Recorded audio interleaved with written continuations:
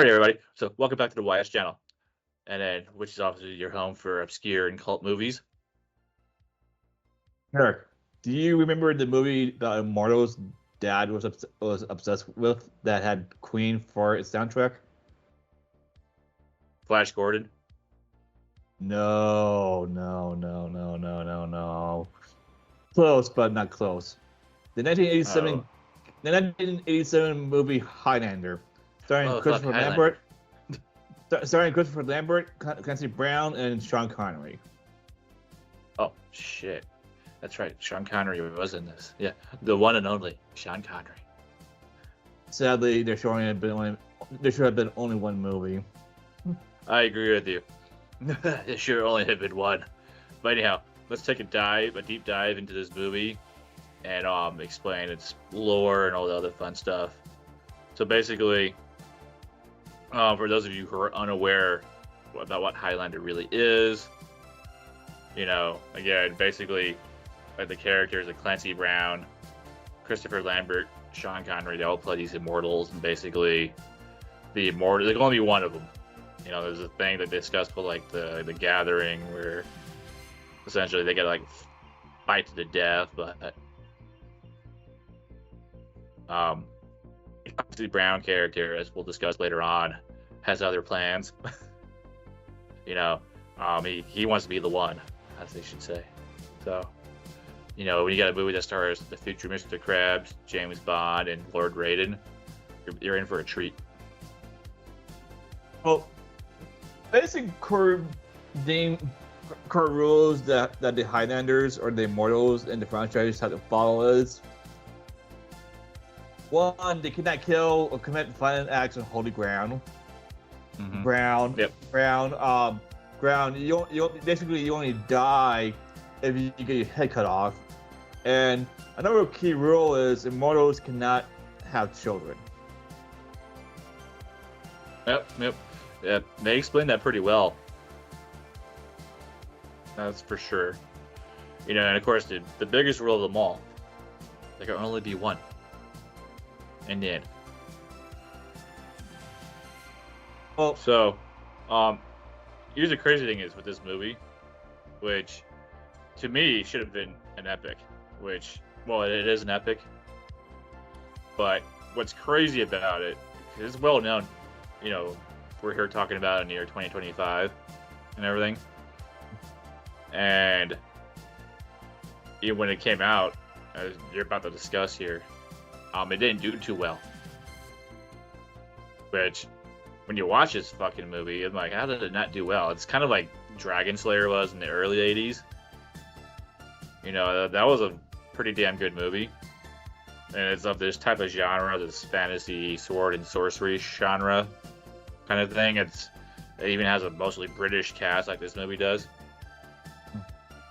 And that one flopped. And it has like a cult following because of DVD and VHS, but nothing like what Highlander got. But I'll let you take the stick here and explain some more. Well, the Highlander movies, but particularly the first one, it didn't do it so well upon initial release, but thanks to the rise of the popularity of the VCR and videotape in the 80s, Highlander found a new life thanks in part to the rise of Blockbuster. Acquiring a brand new VCR tape in the 80s was actually pretty expensive, and more people actually probably rented Highlander than actually bought it. The movie's popularity on the home market would lead to a series of extremely god-awful, horrific sequels, and a popular show in syndication, actually two shows in syndication, marketed Highlander, but this one stars Adrian Paul as Duncan Macleod.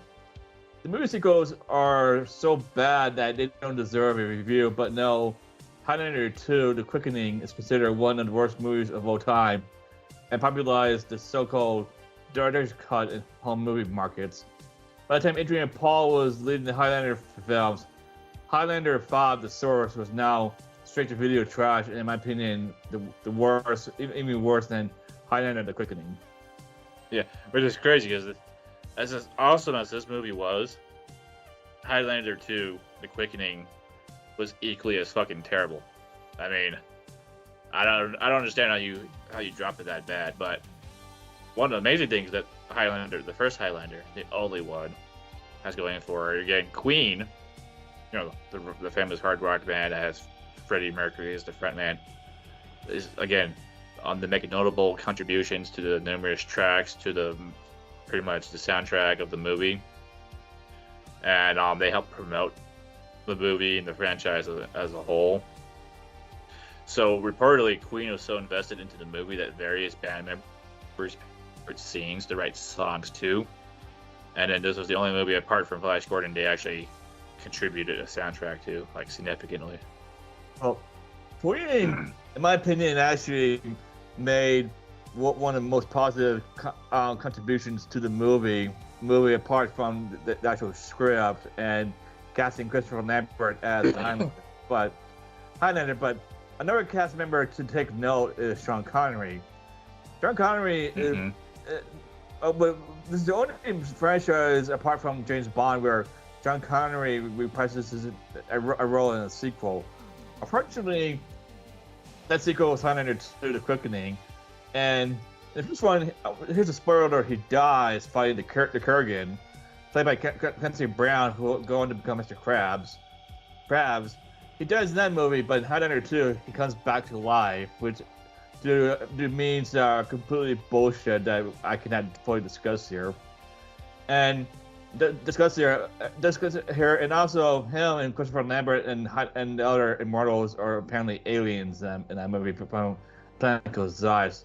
Zeiss, depending on the other cuts of the Highlander sequels, doesn't exist or exist. It just depends on which version of the movie you have. Yeah, sounds absolutely fucking retarded. So, what's crazy is with the first Highlander movie, like the chemistry between Sean Connery and Christopher Lambert, adds an extra layer of depth to the movie. Like, they gel together, as actors, and then that translates to the performance you see on the screen and everything. Like, it comes across as natural, because in real life, off screen, they were good friends, especially how they were making this movie. Which, Sean Connery, having Sean Connery part of your cast, especially back then, just puts the movie like over the fucking top, man. No said about that guy; he's pretty goddamn good. Let's some more tidbits he had to add. Clancy Brown, again, he plays the Kurgan, and then he would go on to play some rememberable roles. He was the evil captain of the prison guards at fucking Shawshank. He was in Starship Troopers, and then of course, most notably, he is Mr. Krabs in SpongeBob SquarePants. And he even played Lex Luthor in the Justice League cartoons back in the day. Ooh, I forgot he was Lex Luthor. But the fact that he's Mr. Krabs, to me, that is his most villainous role today. It's just how greedy and selfish Mr. Krabs is. Well, let's be honest, Mr. Krabs is the Kurgan. Yes. But anyhow, Highlander is a product of its time that never truly found its footing, unfortunately. Again, it being released like on syndicated cable, Blockbuster, is really what put it over the top, and now it's synonymous with pop culture. Like, you say there can only be one, everybody knows what the fuck you're talking about. Well, many people out there argue that there should have only been one movie. I mean, we're advocating that there should have only been one. Many have found joy with the awful sequels. And then reportedly there is a reboot in the works right now that will have Henry Cavill, who's attached. So hopefully the reboot will be at least as good as the original, but who knows, man, the way Hollywood makes movies and produces reboots and shit nowadays. Yeah. Maybe you want to avoid it, but it could be good. Well, I'm gonna say about this potential reboot, if Henry Cavill does stick to the role, I hope he doesn't get screwed out of it, because he was attached to 2 other projects, and all of a sudden he was removed from them like that. Mhm. And I'm hoping that doesn't happen to him, because based on what I've heard, he's a pretty chill guy. But Yeah. anyway, enough Highlander for today. Please like and subscribe to our channel, and tune in next time for our next review. Yeah. So, before we finally sign out here, you want to know something interesting? All right. Hmm?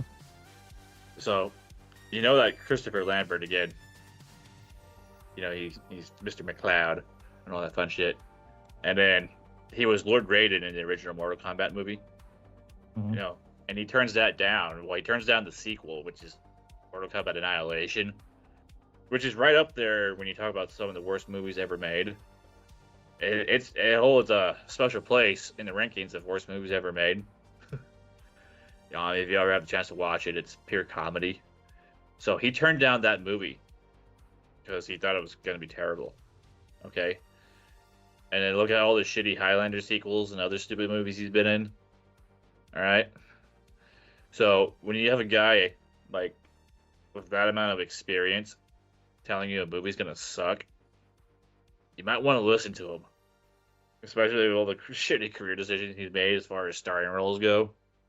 But I digress. As you already said, if you like our channel or our content, drop a like, subscribe, follow. We greatly appreciate it. Until next time. Later. Later, peeps.